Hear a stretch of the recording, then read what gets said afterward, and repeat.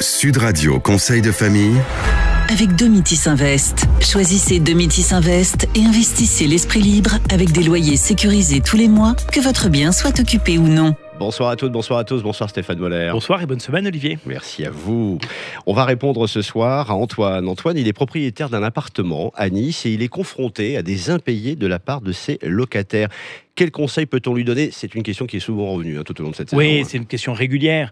Et c'est souvent la plus grande crainte pour un propriétaire qui loue son bien. Mais c'est heureusement pas si fréquent que ça, puisque l'on estime à moins de 1% le taux d'impayé des loyers en France. Commençons peut-être par définir ce qu'est un impayé de loyer. Juridiquement, un locataire est en impayé dès qu'il n'a pas entièrement payé son loyer à la date prévue par le bail. Oui, et il existe, outre des procédures judiciaires, des procédures intermédiaires à l'amiable.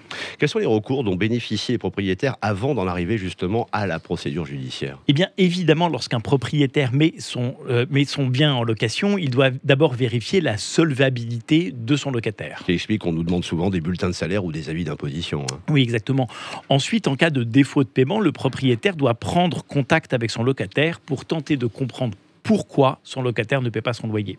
Il peut lui proposer de mettre en place un échéancier pour régulariser la situation ou, si le locataire se trouve dans une situation financière délicate, envisager la résiliation du bail à l'amiable. Et si la résiliation amiable est impossible ? Alors la procédure est la suivante. Le propriétaire doit d'abord envoyer une lettre simple de rappel.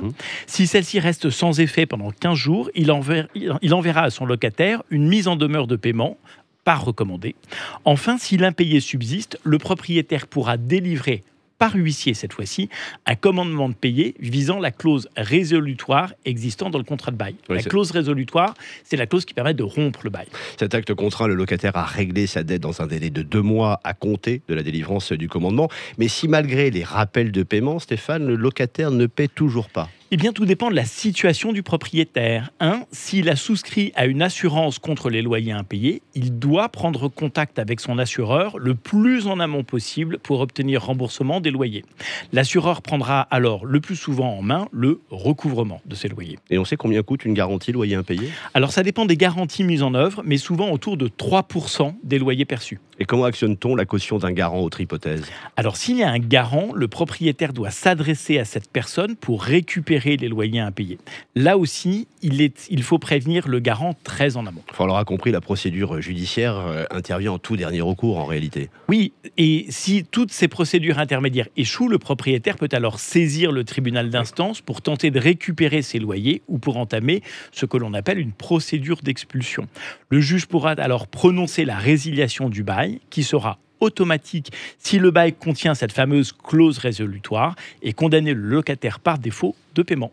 Merci à vous Antoine pour cette très bonne question, en espérant que cette chronique aura su vous éclairer utilement. Merci Stéphane, on se retrouve demain. À demain Olivier. Toujours ici.